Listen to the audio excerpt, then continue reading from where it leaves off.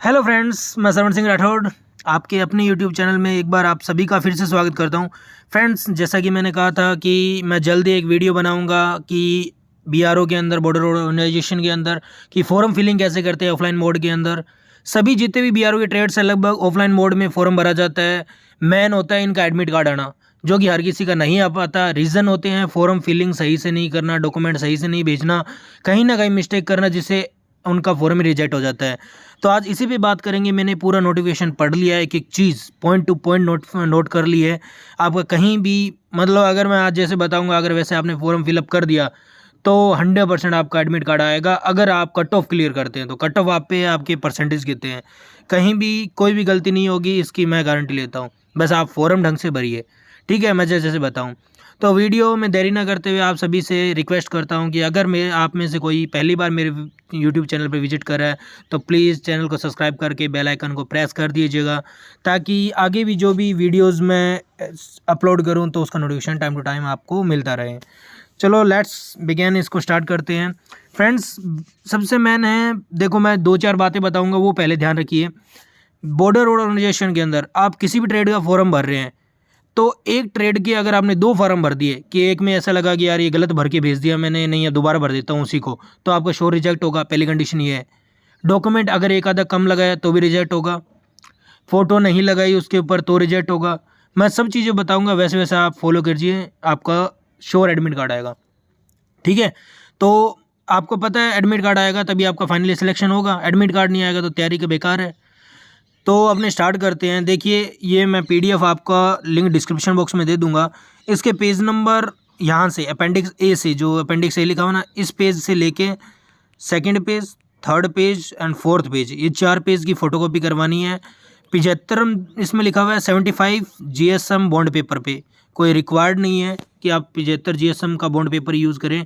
आप normal A4 size का page पे फ़ोटोकॉपी करवा लीजिए, बढ़िया अच्छे से क्लियर, और उसके बाद में इसको भर सकते हैं, ठीक है। अब इसकी फ़ोटोकॉपी कराने के बाद में हमने सबसे पहले इसमें लिखा हुआ है कंट्रोल नंबर।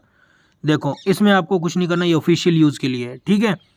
इसके बाद में अपने को ये करने के बाद में अपने सबसे पहले नेम ऑफ द पोस्ट, जो 1 नंबर पे है। नेम ऑफ द पोस्ट में क्या लिखेंगे, जैसे ये नेम ऑफ पोस्ट, इसमें देखिए ये है नेम ऑफ पोस्ट। कौन कौन सी है? रेडियो, इसके अंदर radio mechanic, operator communication, OG, vehicle mechanic, MS driller, mason, painter, waiter, ये नेम ऑफ पोस्ट के अंदर आते हैं। पोस्ट का नाम क्या है, ठीक है।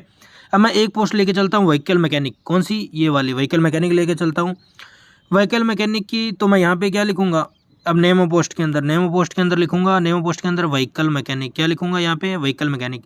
Serial number of post in advertisement number, 2 number में सीरियल नंबर लिखना है। तो व्हीकल मैकेनिक का सीरियल नंबर क्या है? ये देखिए, व्हीकल मैकेनिक का सीरियल नंबर है 4। ऐसे ही अगर रेडियो ऑपरेटर मैकेनिक की भरें तो रेडियो मैकेनिक 1, अगर मैसन का भरें तो 6, तो यह सीरियल नंबर आ जाएगा, ठीक है। तो 04 इसमें लिख देंगे। रिक्वायरमेंट सेंटर सेम रहेगा।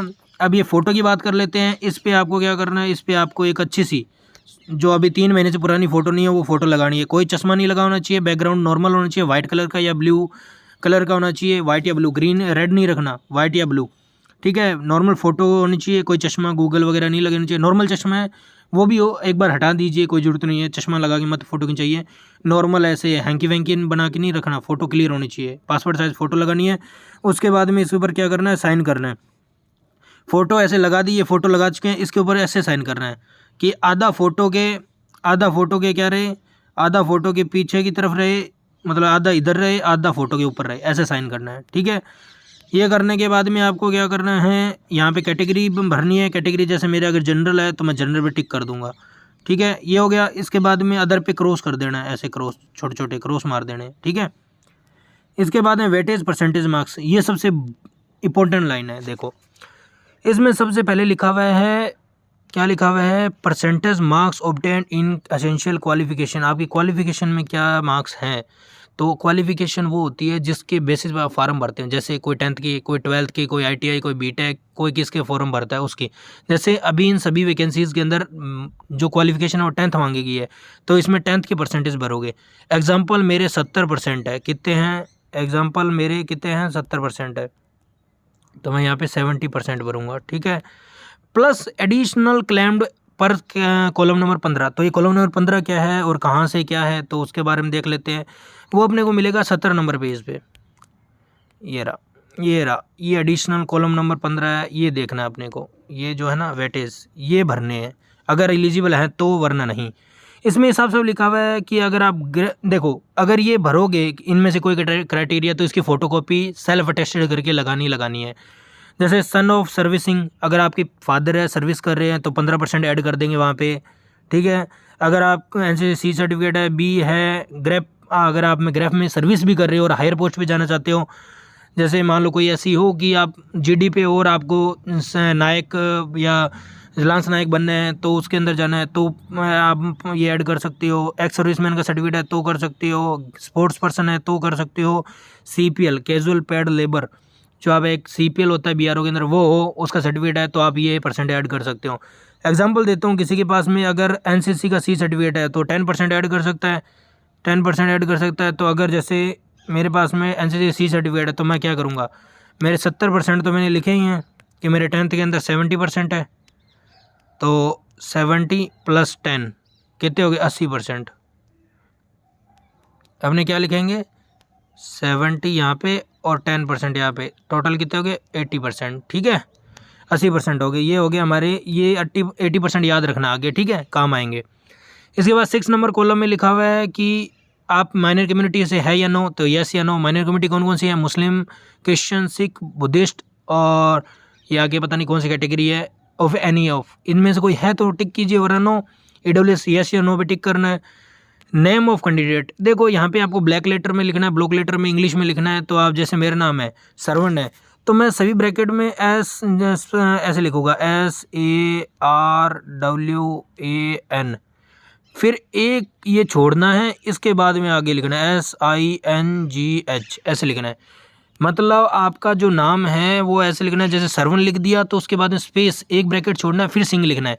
वैसे फादर नेम में करना है। डेट ऑफ बर्थ आपकी लिखनी है जो भी है, 13 जैसे 13/10/1995, 97, 96 जो भी है वो। परमानेंट एड्रेस में क्या क्या लिखना है, आपका जो वार्ड नंबर है, मोहल्ला है, जो आपकी कॉलोनी है मतलब कॉलोनी का नेम, और आपकी जिस गांव में रहते हो विलेज का नेम, पोस्ट ऑफिस और tehsil, district and state and pin code, और मोबाइल नंबर इसमें लिखो तो अच्छा, नहीं तो आगे एक पैराग्राफ आ जाएगा। परमानेंट एड्रेस जहाँ पे परमानेंटली आप रहते हो। प्रेजेंट एड्रेस जहाँ पे आप कुछ सालों से 2-3 सालों से रह रहे हो वहाँ प्रेजेंट एड्रेस, डाक प्रेजेंट एड्रेस पे आएगी, ठीक है।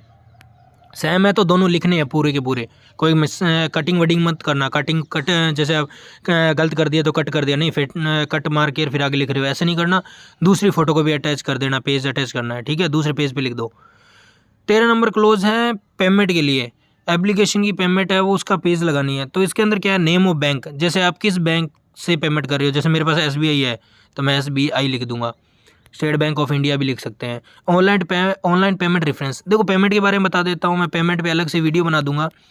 पेज नंबर 17 चलते हैं वापस। ये देखो इसमें ये ब्लू कलर का जो पेमेंट का लिंक है ना, इस पर क्लिक करना है। जैसे लिंक पे क्लिक करेंगे तो एक पेज ओपन हो जाएगा जहाँ पे पेमेंट का प्रोसेस मैं अभी नेक्स्ट वीडियो में बता दूंगा कैसे पेमेंट करनी है।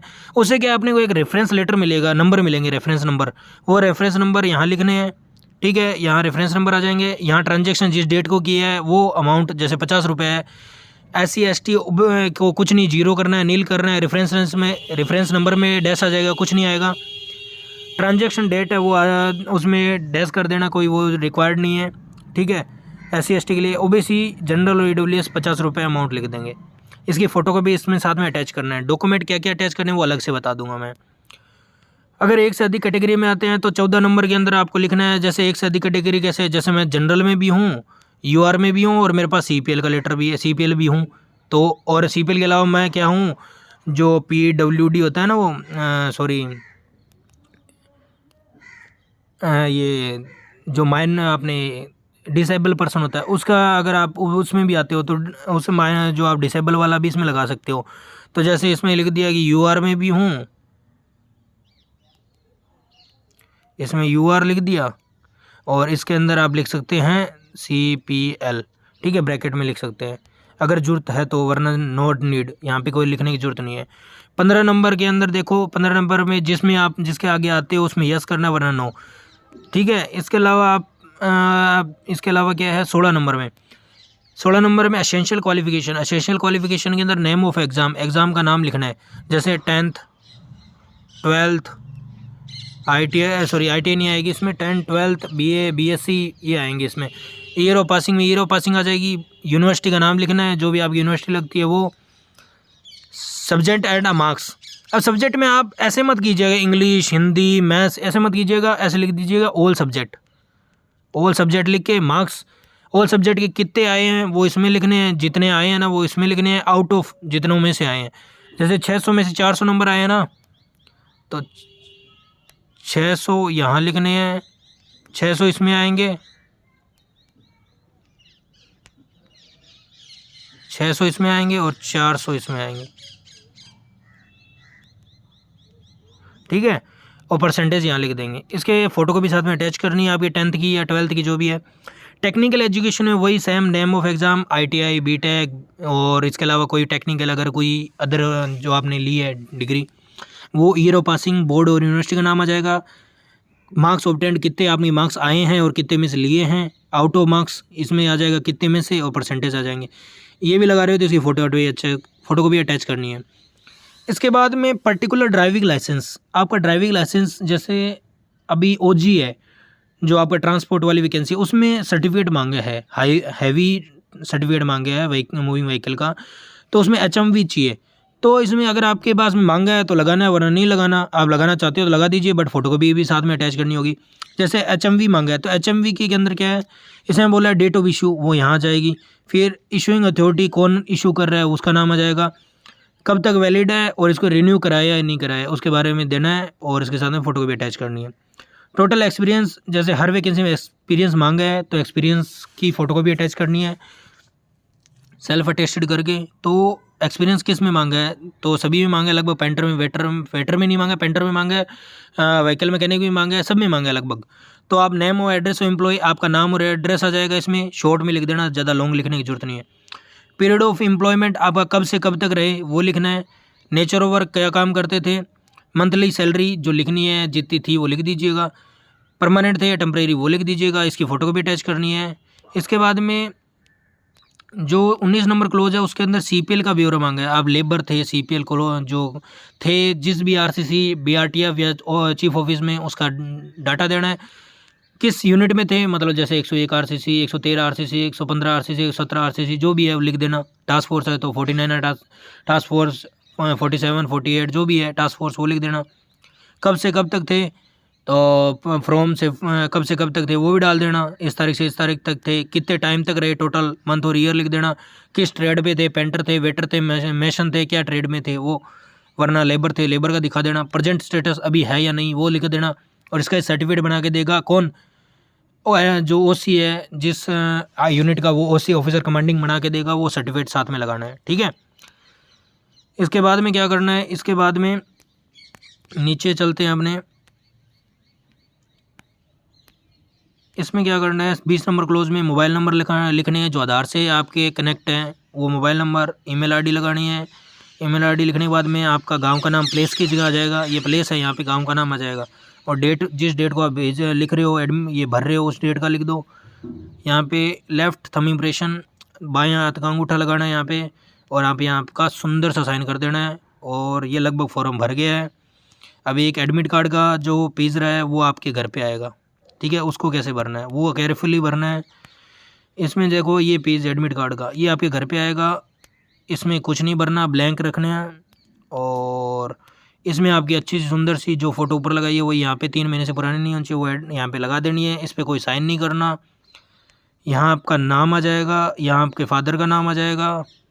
ठीक है, इसके बाद में यहाँ आपका गांव, तहसील, जो आपका स्टेट है, राज्य है, पोस्ट ऑफिस कहाँ पे लगता है उसका नाम, डिस्ट्रिक्ट और पिन कोड आ जाएगा। ठीक है, इसके बाद में सिर्फ यहाँ पे जो है ना ये लिखा हुआ है eight the time of submission of application form, जब आप एप्लीकेशन फॉर्म सबमिट कर रहे हो तब भरना है, तब यहाँ पे साइन करना है। ओनली अभी साइन करना है यहाँ पे। ठीक है, साइन करना है यहाँ पे। आपका लेफ़्ट जो बाएं हाथ का अंगूठा लगाना है, ये 2 चीज़ ही करनी है। इससे आगे ये कुछ नहीं करना, इनमें कुछ नहीं करना। ये पता है कब होगा, जैसे at the time of written test, जब आप पेपर लिखोगे तब यहाँ पे होगा, फिर उसके बाद आप जब फिजिकल दोगे तब इस पे होगा, फिर प्रैक्टिकल दोगे तब इस पे होगा, ज्वाइनिंग के टाइम यहाँ होगा। ये मतलब ये पेज एंड तक चलेगा, ठीक है। ये फॉर्म भरने का पैटर्न है। पूरा फॉर्म भरा गया, अब आपको कैसे भेजना है, क्या लिखना है, एनवलप पे कितने एनवलप लगाने हैं और क्या क्या डॉक्यूमेंट भेजना है उस पर बात करते हैं। तो देखिए, सबसे पहले आपको 2 एनवलप चाहिए। 2 एनवलप लिए, ठीक है। 2 एनवलप के अंदर एनवलप मतलब लिफाफे के ऊपर ये लिखना है, application for the post of, जैसे व्हीकल मैकेनिक का भर रहा हूँ तो व्हीकल मैकेनिक, कैटेगरी फिर जैसे ओबीसी जनरल जो भी है वो लिख देनी है, और प्लस जैसे वो लिखना है यूआर एंड सीपीएल अगर हो तो, weightage percentage in essential qualification. आगे जैसे मेरे कितने हुए थे, 70 10वीं में थे 70% और 10% मैंने एनसीसी के जोड़े थे तो 80%, टोटल 80% लिखना है, ठीक है। ये लिख के कब लिखना है, ऊपर ऊपर एनवलप के ऊपर ही ऊपर बड़ी बड़ी अक्षरों में लिखना है, बढ़िया एकदम जमा के बड़े कैपिटल अक्षरों में। फिर किसको भेजना है, ये एड्रेस लिख लीजिएगा, इसको भेजना है 2 लगा के इस एड्रेस से भेजना है, और नीचे आपका खुद का एड्रेस पीछे वाले पेज पे लिख दिए, पीछे एनवलप के पीछे की साइड में लिख दीजिए फ्रॉम करके कि मैं भेज रहा हूँ, आपका नाम, फादर नेम, जो पूरा एड्रेस है वो लिख दीजिए, मोबाइल नंबर भी लिखेगा, ठीक है। और इसको आप जो रजिस्टर्ड पोस्ट के द्वारा भेजना है, ध्यान रखना, स्पीड पोस्ट नहीं करना, रजिस्टर्ड पोस्ट करना है, लिखा हुआ है नोटिफिकेशन में।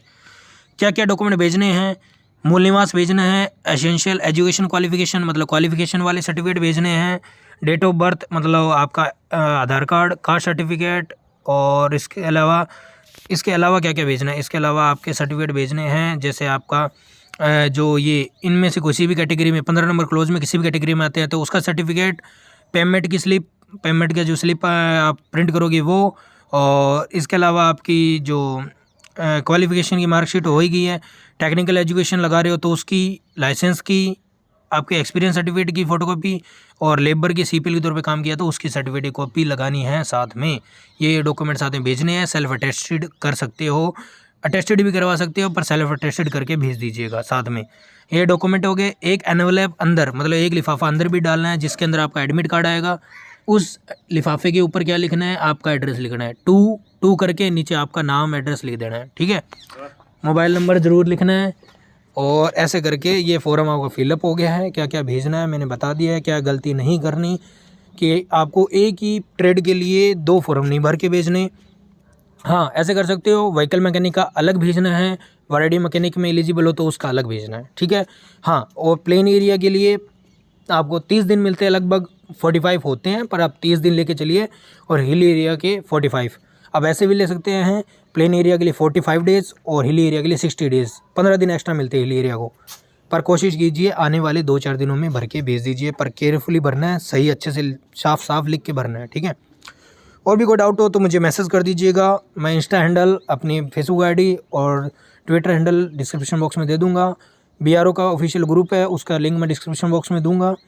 कोई भी डाउट हो तो मुझे मैसेज कीजिए, मैं हेल्प करने की पूरी कोशिश करूँगा। ऐसे ही मेरे साथ बनी रहिए आगे भी। Please like share and subscribe this channel. Thank you. जय हिंद, जय भारत। मिलते हैं नेक्स्ट वीडियो में।